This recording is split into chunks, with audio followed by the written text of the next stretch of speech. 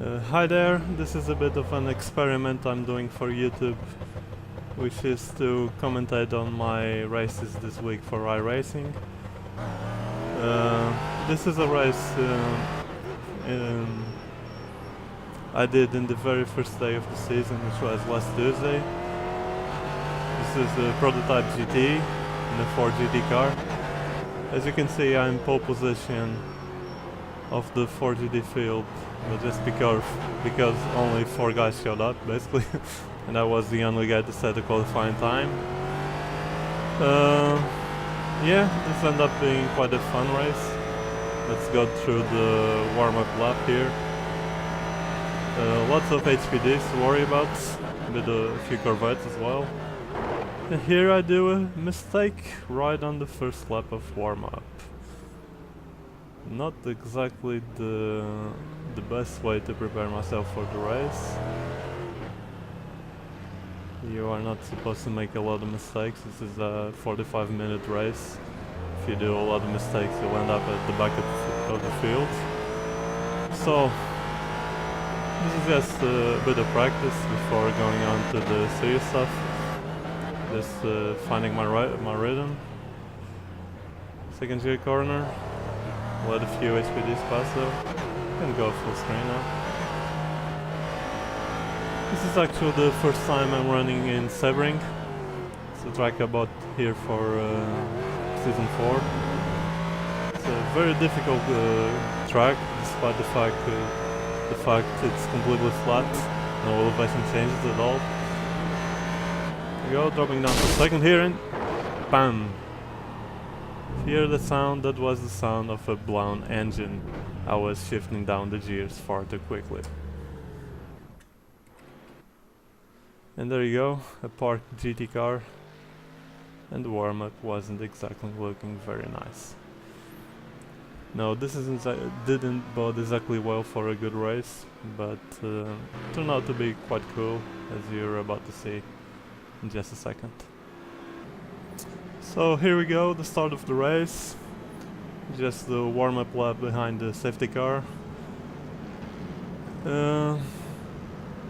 I told the other 4 GT cars that I was going to leave a bit of a gap between the GT cars and the other GT class, the Corvettes ahead.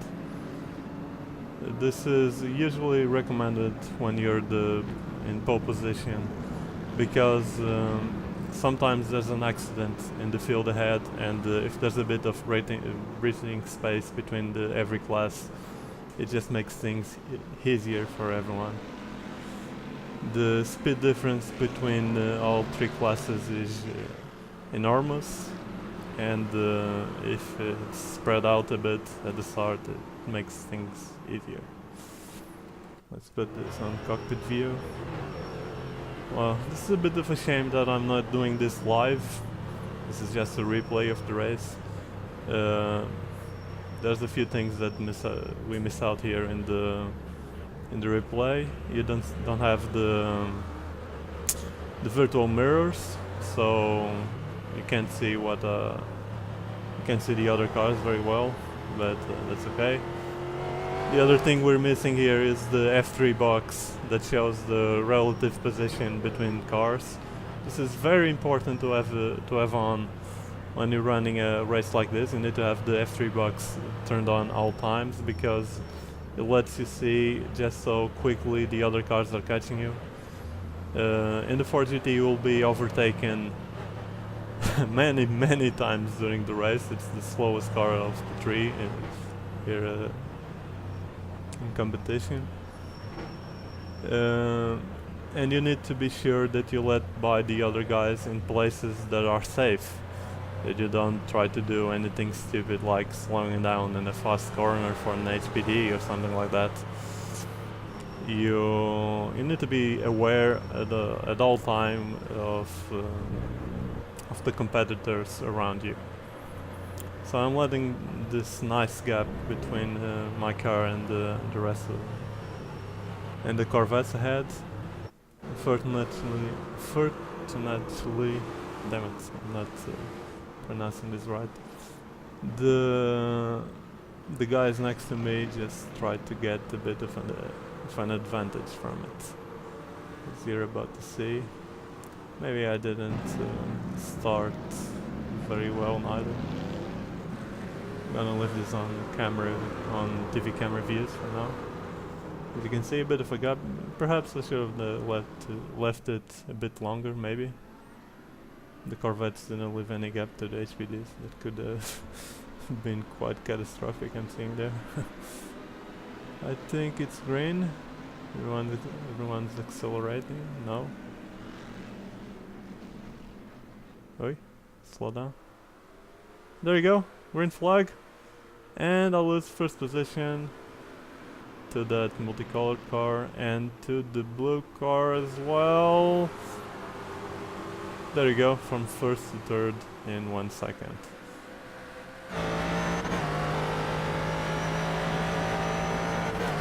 You don't want to do anything stupid on the first lap. This is a 45-minute race. Just side with caution whenever possible. So just try to keep up with these guys. No stupid pushing. Stupid pushing.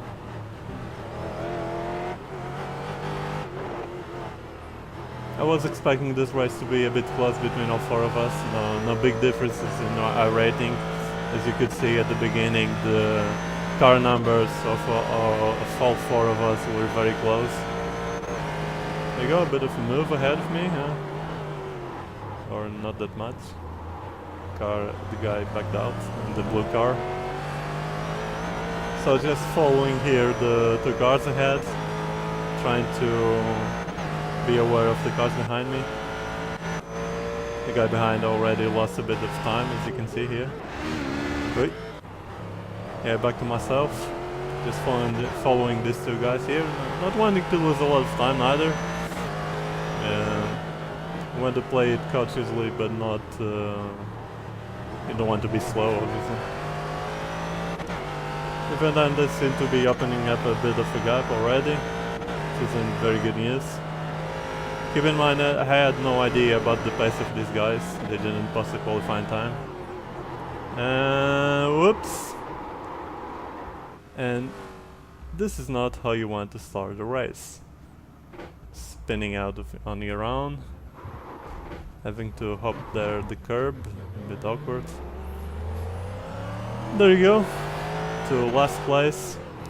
But thankfully not very far from the other guys. You can just almost see them at the end of the straight. I lost about 10 seconds here. And will have to make up the time by myself again. But since this is a 45-minute race, I knew that if I didn't do more mistakes, I'd be alright. There you go, the first guy is already there, within vision. I think that's a Corvette actually. Just gonna check that out in a minute. I don't want to change cameras. This is the leading HPDs, myself. Car ahead, it's a Corvette here. So I wasn't exactly very confident at this point. I had just done two very bad mistakes in warm-up. Another very bad mistake in the first lap, so not exactly the way you want to start a race, but there you go. Anything can happen in 45 minutes. Let's now fast forward a few laps.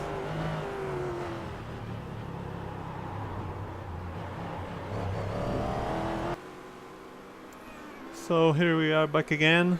This is at the end of lap 5, starting lap 6. Already being caught up by an HPD there.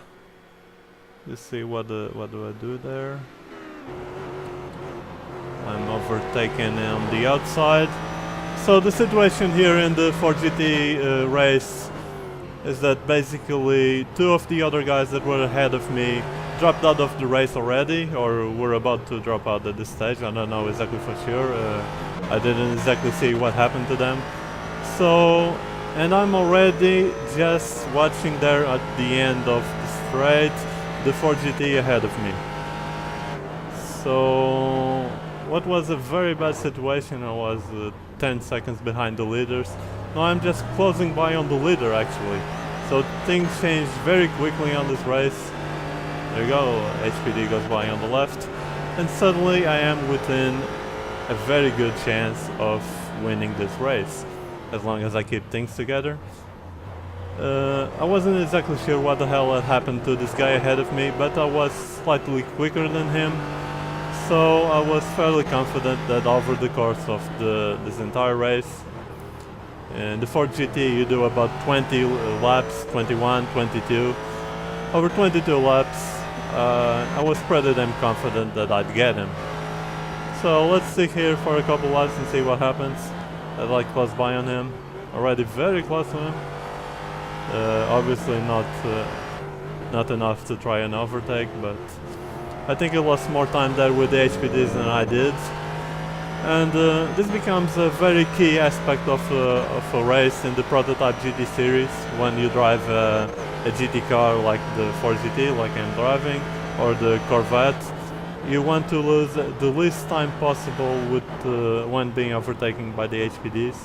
They are extremely quicker through every single corner.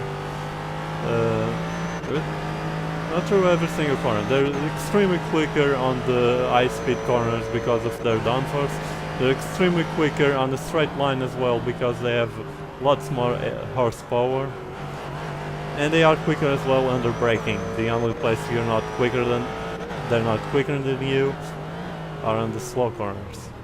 As you can see, you had to open up the line very badly there for the HPD, and then suddenly I'm all over his back.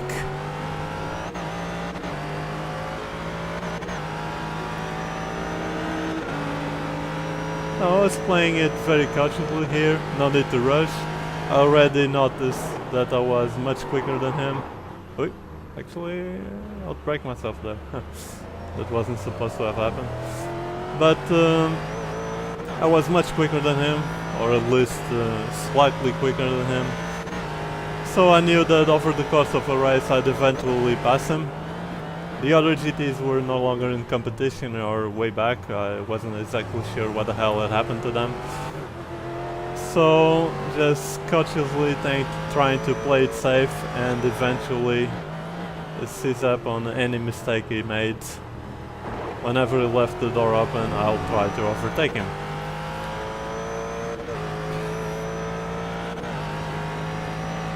Also knowing this, that I was slightly quicker than him, I was able to play it slightly more cautious with the HPDs and the VETs whenever they came to lap us, because you do not want to lose too much time to them, but you do not want to crash neither. And it's extremely easy at these speeds to have a misunderstanding on track and lose position to them. And crash with them. So, wait, slow down a lot there. Couldn't get down on the power.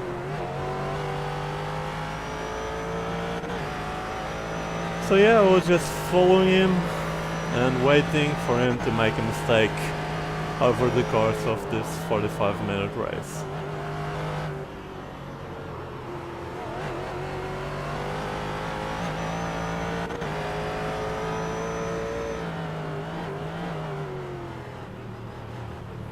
At this stage I noticed that he had picked up the pace a little bit more.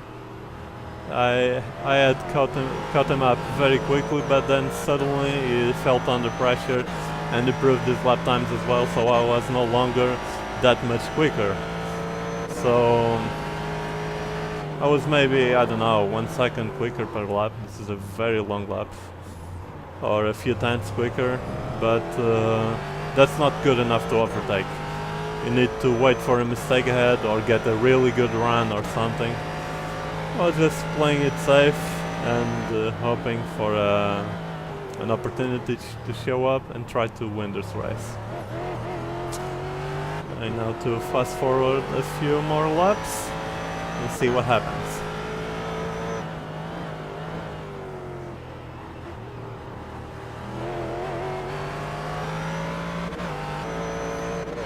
So here we are, lap 11 of this 45-minute race, right about at the middle of the race.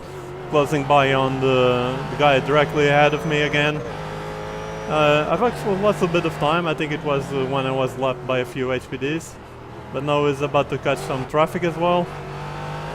Actually, catch some traffic? No, that was the guys that have overtaken us, most likely. We are the slowest cars on track, remember, we don't catch anybody, they catch us. So a bit of a difference, but I knew that over the course of the race I was consistently marginally quicker than him, so over time I always caught him. The problem was to overtake. I wasn't quicker enough to pass him on track normally, just had to wait for a mistake, as I've already said a few times. So, someone's overtaking me there. Actually lost a bit of time there. Another HPD, whoa! Close racing there between the HPDs, very hard racing. I know he's gonna have to back out in a place he doesn't want to, which is a very quick corner, and there you go, his lead over me has already completely disappeared. I'm already all over his back again. You need to play it smart with the HPDs, but sometimes it's just a matter of luck. You don't know where you're going to be caught up. He really couldn't do much there. He was caught up in the worst possible place. So a bit closer, let's see if I can get the run, but it doesn't look like it. Into the last corner. Very awkward line through here. Whoa, bit of a sideways moment there. Getting on the power, and no, it's not looking very good. Maybe with a bit of slipstream. Nope. Or maybe yes, and we're through. So what happened there? What happened there was a fucking dive bomb. I've just fucking dive bombed it for first place. No, you never ever should dive bomb others, because that will end up in crashes. What happened there was that I actually missed my braking point and end up overtaking him by mistake, which is nice, but not exactly going as planned. It was braking much sooner than me. I lost the reference on my braking point, which were the cones at the right side of the road, and when I noticed, it was already I was already all over him, and I had to stop the car in time. Thankfully he let me go and didn't cause a crash. So yeah, I'm in first position now. Not the cleanest way to overtake, but it happens, and I wasn't going to give the position back just for fun. So there you go, first place. And that should be race over, except that this is the guy behind me now. Except that he didn't let go of me. He was actually pretty damn close. HPD going by him. And let's have a look at the replay from the TV cameras to see what exactly happened there in my overtake. Right then, let's see the replay from the TV cameras. Actually, this isn't TV camera, but never mind. The replay from outside cameras. Notice the cones there at the left side. There you go. That was my braking marker, but completely missed it.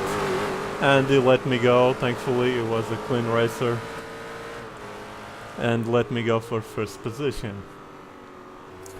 That could have ended with some pretty catastrophic consequences, but yeah, it was actually, whoa, what a slide there. But he had the car under control. I managed to stop in time for the corner, so maybe it wasn't that bad. And there you go, first position, midway through the race. Now we're in lap 15, this is 3 laps after I've overtaken him, and as you can see he's still pretty close to me, so I don't have this race soon up already. anything can happen.